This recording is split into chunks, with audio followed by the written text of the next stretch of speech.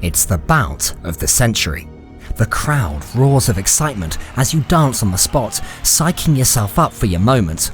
You've practiced your combos and your movements. You've watched countless hours of his fights and studied every aspect. His patterns, his form, and his weaknesses. The champion, the man who strikes fear into the hearts of all who he meets. The indomitable Matt. It's impossible to know what he's thinking as you stare across the ring into that inscrutable face. This is what it was all about. All those hours in the gym, getting right here and taking that belt for yourself. It's time. You approach. He doesn't flinch. Oh, so that's how it's gonna be. Tighten that Wiimote strap and get ready for the fight of your life.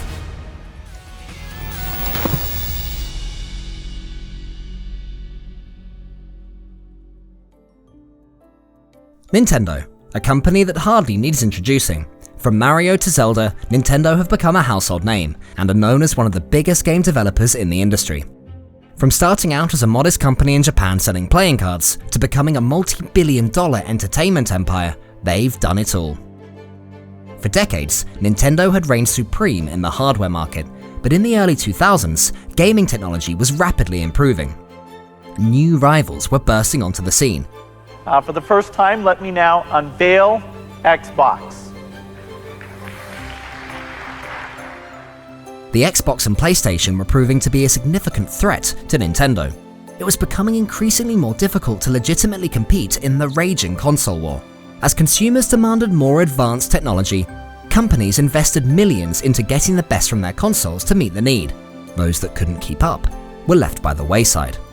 So, rather than trying to play catch-up with groundbreaking hardware, Nintendo took a different approach when designing a console to compete against the cutting-edge tech of the Xbox 360 and PlayStation 3.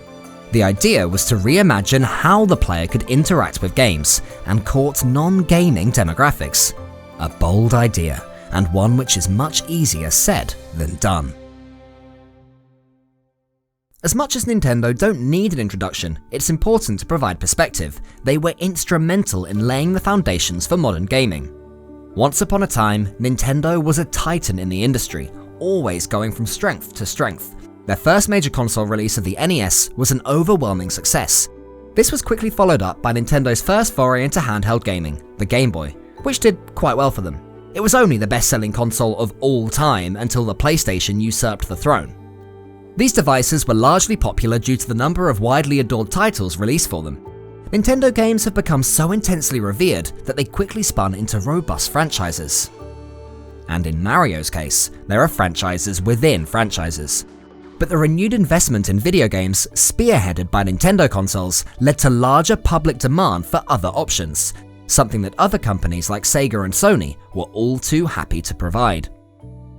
The new competition saw Nintendo's console sales begin to dwindle. Technology was developing quickly, and companies were trying hard to meet the desires of the community. Nintendo worked tirelessly to improve the capabilities of their consoles, but the N64 had to compromise on content space in order to achieve the graphics they wanted. They were starting to lose ground in the battle. The war claimed its first major casualty in 2002. Sega washed their hands of the home console business. This was a wake-up call for Nintendo. It was time to think outside the box. Nintendo knew that in order to stay on top, they needed to adapt. Their focus shifted to developing more creative hardware that would support their homegrown titles. The first device introduced in this new era was the DS. The handheld console was extremely popular and had the whole gaming community paying attention to Nintendo again. With the exciting touchscreen technology, Nintendo were really trying to carve a new path in making games fun. It was extremely successful. But competitors were still taking the lion's share of household hardware sales. It was important to compete in the homebound console market in order to stay relevant, and Nintendo always prioritized making tech that players could use in the comfort of their own home. So, rather than trying to compete with adversaries in vying for the gaming community's attention, Nintendo decided to venture into a new market, one that no other company was after: your mum. They were looking for a way to totally revolutionize console gaming. It couldn't just be yet another little cuboid with the same looking plug-in controller. This had to be a system that could appeal to anyone. Nintendo's president at the time, Satoru Iwata, seen here holding bananas, why not, was adamant about having the new gadget appeal to mothers. The target was everybody, but he really wanted it to appeal to mothers. Guy had a thing for mothers, saw them as the future of the industry, don't know what else to tell you. This new device was called the Wii. Aside from the fact that the name was ridiculed for being basic and sounding vaguely rude to young children, the console was highly anticipated. We gave you DS, a new Game Boy, and new games to play on them. And now you say you want a revolution? Well, we've got one. It boasted exciting motion sensing technology, intended to simplify gameplay and minimize button inputs, aspects of traditional consoles that could alienate non-gamers. Let me just restate that we will give you more fun for less money, and you'll be playing Wii in the fourth quarter of 2006. The new system also supported backward compatibility, which was great for those mums they were going for, as it prevented cluttering up your house with boxes of new games. With the Wii, there was something for everyone. It wasn't trying to be cool, it bypassed all of those excessive cosmetics like curves, stripes, and fins. It was just a neat little white box that had a weird wand as a controller. Newcomers could appreciate the outward simplicity, while gamers could acknowledge the exciting new specs. Everybody wins. These features were announced at E3 in 2004. The response was positive, and it certainly got the attention of the non-gaming demographic. But the press recognized that it was important for the survival of Nintendo that the Wii was a success. The stakes had been raised. You know, what's driving the success is, first, it's so innovative, this handheld remote that makes magic happen on the screen. Second, it's so easy to pick up and play. And third, we've got great games, not only games that we publish, but games published by Activision, EA, and other great development studios. So that's really what's driving the success. Alongside the development of the Wii, Nintendo were designing a game that they could bundle with the console. A game that would serve as a neat introduction to the weird new controls and interface. Something interesting enough to appeal to their loyal fans, yet also silly enough to be accessible to those that have never played a game in their life. Nintendo began throwing around ideas for a title that the family could play together. Again, this was all about having everybody on the same page. Nobody should have an advantage if they happen to play more games than others. So, what was something that almost everyone was at least aware of? Sports. And lo, Wii Sports was born.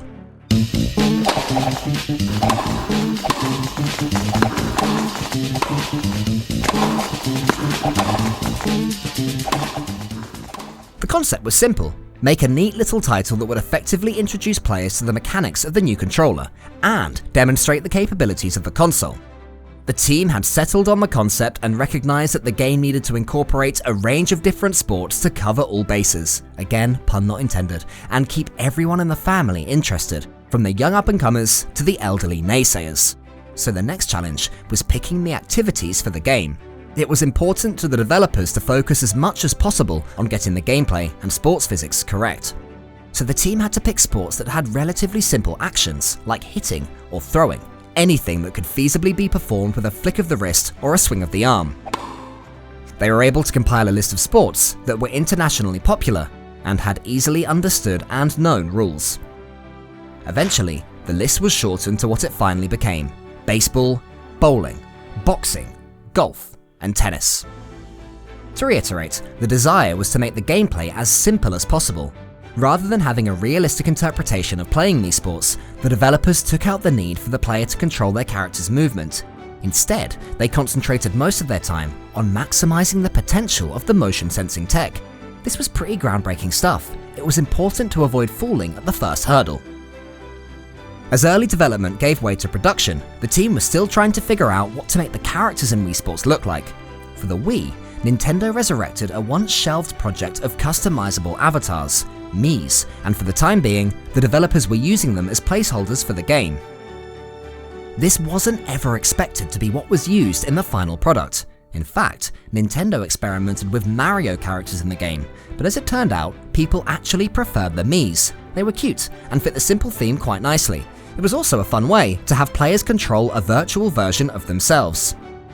The game was designed to be something of a killer app. It's there to make the Wii look good and showcase its capabilities, but they also wanted to encourage replayability and have users play every day.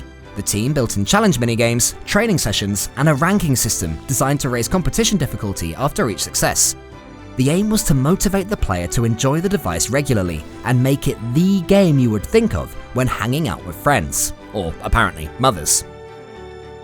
As production was coming to an end, there was already a lot of buzz surrounding the release of this break from the mainstream. The public were keen to actually see this thing in action, but the biggest concern was whether the Wii could actually live up to the hype perpetuated by its own mass marketing scheme.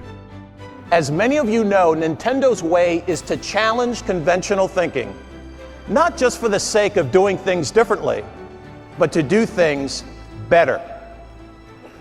The graveyard of any industry is filled with the headstones of companies who decided to keep doing things the same old way. Nintendo were daring to be different and level the playing field, and it wasn't long before they were ready to unveil their secret weapon in the console war.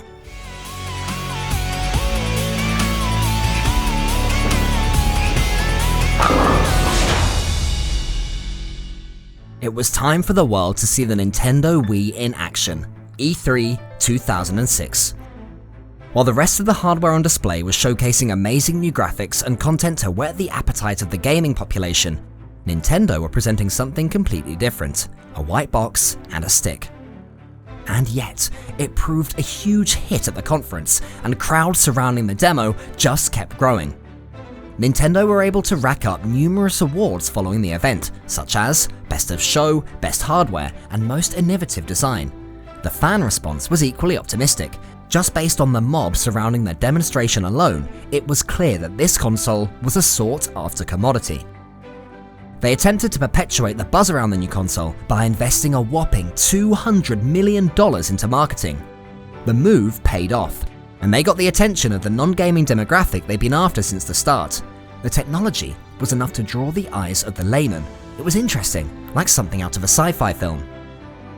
The Wii was the dream gift of 2006, not just for Nintendo fans, but for those who'd never been interested in video games ever before. It was a hotly anticipated console, and people were eagerly awaiting the chance to go head-to-head with family in an overly energetic game of tennis. For many people, the release date couldn't come soon enough. And this was clear. The midnight launch for the console was insane. Swarms of people gathered together outside gaming stores all over the world, with some folks waiting in line for 2 days just to get their hands on the Nintendo Wii. Wii Sports was finding itself in millions of living rooms across the planet. Wii Sports' popularity is sometimes boiled down to being lucky enough to be bundled with one of the most exciting advancements in gaming technology. But it's not like people were tearing open their Nintendo Wii and then just slinging Wii Sports in the bin. Sure, people started playing it to test out their new device, but they kept playing it because it was fun. More proof that Wii Sports wasn't just riding the coattails of its console was in Japan, as the game wasn't even packed with the Wii. It had to be purchased separately, but this didn't hurt its sales at all. Wii Sports was the highest grossing Wii game during the first week of the launch and went on to be the best-selling game in 2007, and it did this against fierce competition that was available from the launch date. Huge titles like Zelda Twilight Princess, Rayman Raving Rabbids, and Marvel Ultimate Alliance, along with another 30 games that were available from the initial release of the Wii. Nintendo had achieved what they'd set out to accomplish. Players of all generations were enjoying their game and their revolutionary console. From kids picking up their first controller to grandparents too afraid to use their microwave for fear of catching a computer virus. It was easy, it was engaging, it was fun. Nintendo is going down a very different path than our competitors. We want to bring gaming back to the masses. What that means is we want all types of consumers to be playing with our system, whether they're hardcore who are going to love games like Zelda, or if it's brand new consumers, and we have great content for them. So it's a very different path, a very different strategy. The game's impact on pop culture was well beyond what Nintendo would ever have expected. It was featured in numerous mainstream movies and made appearances in popular television shows, from Tropic Thunder to The Big Bang Theory. Even The Simpsons featured the game. The adoration for Wii Sports was undeniable, and it quite clearly became a fixture of entertainment in the late 2000s. But time continued to pass, and the game was starting to lose its appeal. There were only so many times you could demolish the smug, so-called tennis champion. People still loved the style of the game, but they just wanted something new. Nintendo recognized the love for Wii Sports, and they felt it too. They were keen to get started on follow-ups. They wanted to go even further on the sequel, push the gameplay to be the best it could be. They just needed to find a way to make it different enough.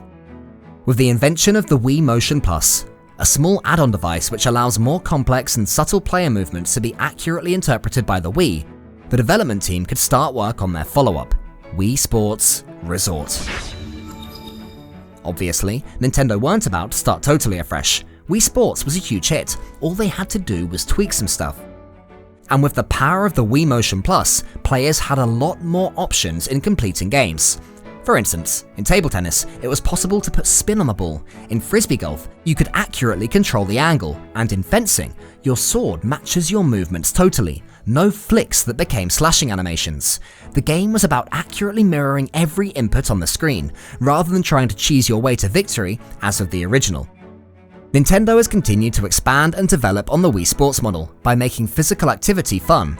As technology advanced, Nintendo found new ways to increase the amount of exercise a player can do while still being entertained. Gaming had an inescapable image problem that players spent all of their time just sitting for hours on end. As a result, video games were labeled as an unhealthy pastime, and that is one of the main stigmas that Wii Sports was designed to combat. It made huge strides in altering the perception of gaming and opened the door for millions. We view the gaming audience as mainstream and massive, but in order to deliver against that, we need games that are mainstream and massive. In addition, in order to get consumers who are maybe 40, 50, 60 years old playing games, we needed to have new offerings, and we have that in the Wii. The Wii Fit was released in 2007, offering a comfortable option to get the blood pumping. It wasn't about drenching players in sweat. It was about providing visual stimulation for weight management. The game was a big hit with the older demographic because it was easy to use and was a fun way to stay active from the comfort of your own home. To follow on this trend, Nintendo released Ring Fit Adventure a few years later. Now this title is absolutely about drenching players in sweat. This isn't doing yoga with grandma, this is doing hard, vigorous exercise. With grandma if you want. Going to gyms, running on a treadmill, or doing sit-ups ain't for everyone. Battling monsters in dungeons alongside some sentient ring? Take my money! Aside from the concept being just a bit more complex than playing a jaunty round of golf, they're about the same thing, encouraging players to get up and get moving and have fun. Wii Sports has, somewhat unexpectedly, stayed relevant in a multitude of ways. The aggressively jovial soundtrack can frequently be heard in popular vines, TikToks, and memes, while the goofy but simple gameplay has kept it a favourite of Let's Play videos on YouTube, consistently racking up millions of views, even now, 15 years later. Wii Sports was a game that never took itself too seriously, and it turns out that people like that. But the impact that Wii Sports has had on public health has gone well beyond what the creators could have anticipated.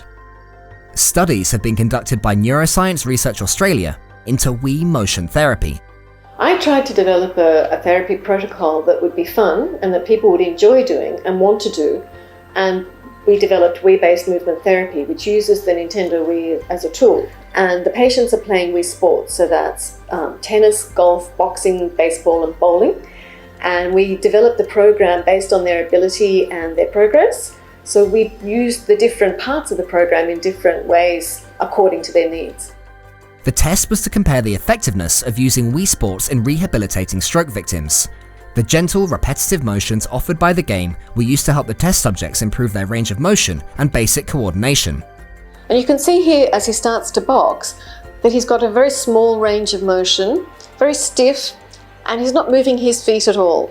And here he is after 2 weeks of therapy, doing the same activity. And again, you can see a much greater range of motion, and he's stepping quite freely and transferring his weight. The study reflects that having the participants see the results of their movement was a huge part of motivating them, whilst also engaging them in the practice. And the results of this study were incredible. The participants improved dramatically. They were able to access movements that might have been impossible only a few weeks before. Wii motion therapy has been acknowledged as an impressive alternative to other forms of rehabilitation. This method is continuing to yield excellent results and is helping so many people get back to some semblance of normality, which is, quite possibly, the most wholesome thing to ever grace the world of gaming. Wii Sports was designed as a title that was supposed to show off the Wii. It was never intended to become what it has, a beloved icon, and one that's doing so much good in the real world. Making Wii Sports wasn't about telling a deep and engaging story, or having complicated and inspired game mechanics. The president of Nintendo was clear that this game, and its console, was always about one thing: fun. Fun for everybody, especially mothers. The Wii was able to draw people in by being weird and gimmicky, but in reality, it was so much more than that. Once people got to playing with it, they realized that it was a legitimate pastime. Nintendo wanted everyone to see how great video games could be, and to dismantle the stigma surrounding them. Wii Sports was the perfect game to bring friends and families together, even if it was just to muck around and throw the bowling ball backwards to see your virtual entourage recoil in horror and outrage. Before Wii Sports became a cultural phenomenon, the perception of gaming was different. It was regarded as a somewhat anti-social activity, something more suited to teenagers. But Wii Sports was able to show that gaming could be communal. It was able to show that games were more about working together than many people realized. While every other company was looking to pander to the regular gaming community by upgrading their console's RAM and processors, tubes, phalanges or whatever, Nintendo chose to make a console that could appeal to everyone, and Wii Sports was the perfect game to tap into this previously ignored market. It's a game that will forever be wedged into the minds of millennials and Gen Zers. The game continues to survive through collective nostalgia. 50 years from now, we'll fondly remember all of the amazing times we had, throwing haymakers squarely into Matt's jaw, bowling with the family, or impressing your friends as you slug a home run. Wii Sports will live rent-free in the minds of millions, not because it was a flawless masterpiece, but instead because it helped cultivate situations for us to make memories. And that's something that never leaves you.